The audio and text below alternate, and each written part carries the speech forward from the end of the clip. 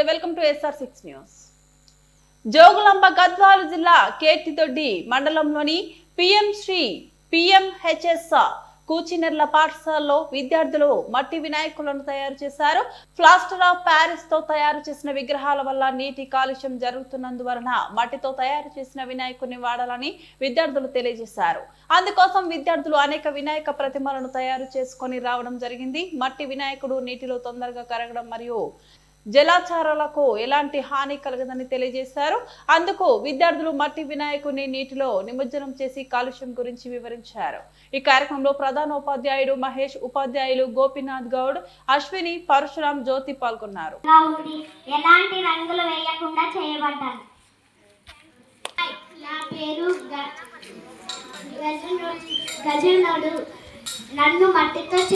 నేను మట్టితో నా పేరు గజనుడు.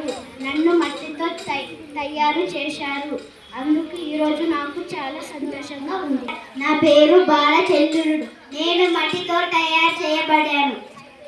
నా పేరు ఓంకారుడు. నేను మట్టితో తయారు చేశారు. ప్రకృతితో పుట్టి ప్రకృతి ఒడిలో ఉంటాను. నా పేరు ఏకదంతుడు. నేను మట్టితో తయారు చేయబడ్డాను. నేను ఎలాంటి రసాయనాలు లేకుండా తయారు చేయబడ్డాను. నేను భూమాత నుండి తయారవుతాను. గంగామాతలోకి నిమజ్జనం అవుతాను. ధన్యవాదములు.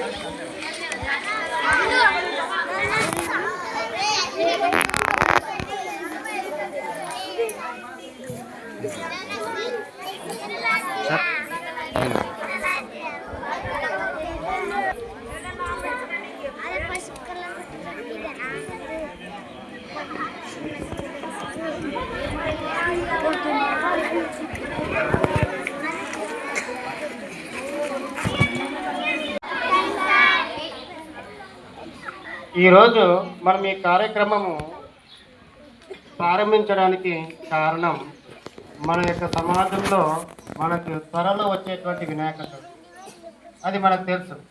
వినాయక చవితి అనేటువంటిది ఎందుకోసం చేసుకుంటామంటే మనము భక్తి శ్రద్ధలను పెంచుకోవడం కోసము మనము వినాయక చవితి, వినాయకుడి పుట్టినరోజున మనం జరుపుకుంటాం.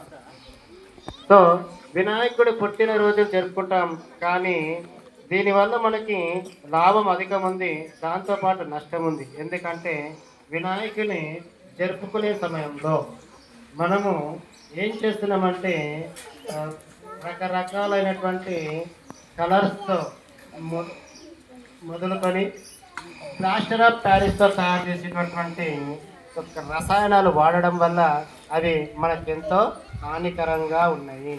ఆ హానికరమైనటువంటి రసాయనాలు మన నిత్య జీవితంలో ఎలాంటి అనర్థాలకు దారితీస్తాయి అనేటువంటిది ఇప్పుడు మా విద్యార్థులు ఇద్దరు చెప్పబోతారు.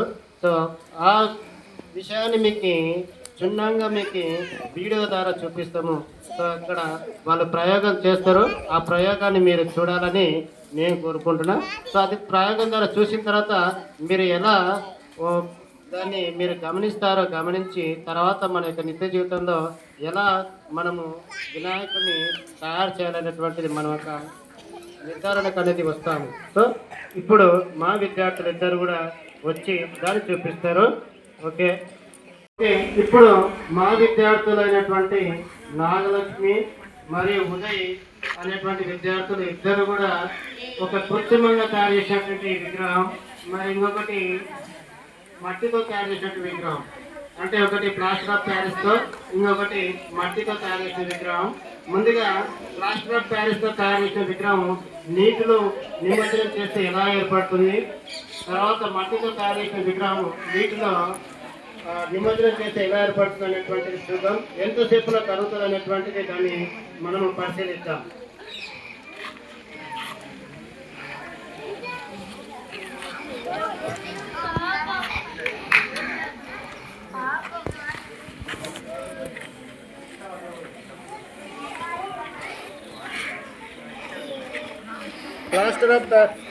ప్లాస్టర్ ఆఫ్ ప్యారిస్తో తయారు చేసినటువంటి విగ్రహాన్ని ఇప్పుడే నిమజ్జనం చేయడం జరిగింది.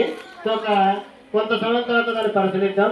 నెక్స్ట్ మట్టితో తయారు చేసినటువంటి విగ్రహాన్ని ఇప్పుడు నిమజ్జనం చేస్తున్నాం.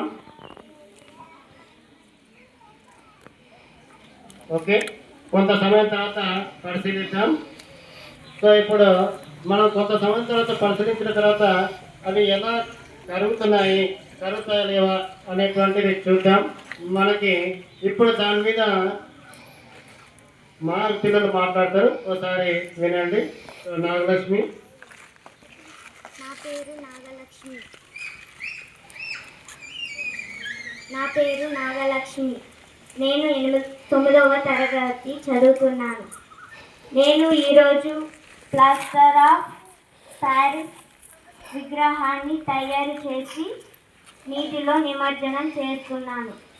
మీరు చూస్తున్నారు కదా, నీటిలో మునగడం లేదు. ఇది నెలల పాటు సమయం పడుతుంది. దీనికి కారణం ఇందులో రసాయనాలు ఉన్నాయి. దాని వలన నీటి కాలుష్యం జరుగుతుంది.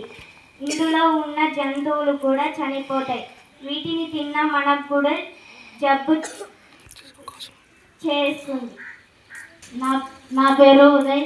నేను పిఎంసి ఎంపీహెచ్ఎస్ కుచినేర్లలో 9th క్లాస్ చదువుతున్నాను. ఈరోజు మట్టితో తయారు చేసిన వినాయకుడిని నేను నిమజ్జనం చేశాను. మట్టితో తయారు చేసిన వినాయకుడు నీటిలో 2 లేదా 3 గంటల్లో కలిసిపోతుంది. దీని వలన పర్యావరణానికి ఎలాంటి ఇబ్బంది ఉండదు. అలాగే నీటి కాలుష్యం, వాయు కాలుష్యం అనేది కూడా జరగదు. అందుకే మనం మట్టితో తయారు చేసిన వినాయకుల్ని తయారు చేద్దాం. సో ఇందాక మీరు చూసిండ్రు కదా, ఒకసారి ఇక్కడ చూడండి. ఒకసారి నీటిలో చూస్తే ప్లాస్టర్ ఆఫ్ ప్యారిస్తో తయారు చేసినటువంటి విగ్రహం ఇంత కూడా ఒక 10 నిమిషాలు అయింది, ఇంత కూడా కరగలేదు. కానీ మనం చూస్తే ఇక్కడ మట్టితో తయారు చేసినటువంటిది మొత్తం కూడా ఒక్కొక్కటి కరుక్కుంటూ వస్తుంది. అంటే దీన్ని బట్టి చెప్పొచ్చు మనము ప్లాస్టర్ ఆఫ్ ప్యారిస్తో తయారు చేసేది ఎక్కువ కాలం పడుతుంది నిమజ్జనం కావడానికి. సో మట్టితో తయారు చేసినటువంటి నిమజ్జనం కావడానికి ఒకే తక్కువ సమయంలోనే పడుతుంది. అంటే మనము ఏం చెప్పాలనుకున్నాం అంటే ప్రకృతి అంటే మట్టితోనే ప్రకృతికి నివాసమైనటువంటి దేవుణ్ణి మనం పూజించాలి. ప్రకృతి దేవుడు, దేవుడే ప్రకృతి. సో అలాంటి దేవుణ్ణి మనం కలుషితం చేయకూడదు.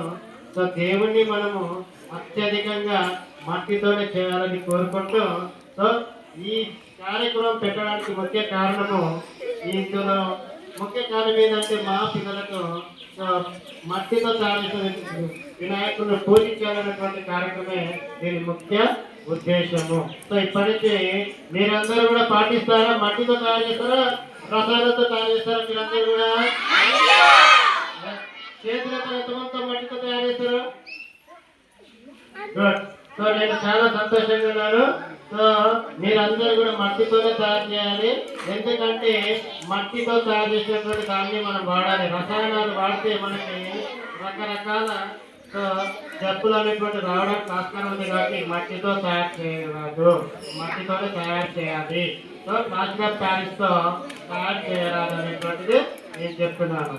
సో అందుకోసమే మట్టి వినాయకుల మేళ అనేటువంటిది ఈరోజు జరుపుకోవడం జరిగింది. Thank you.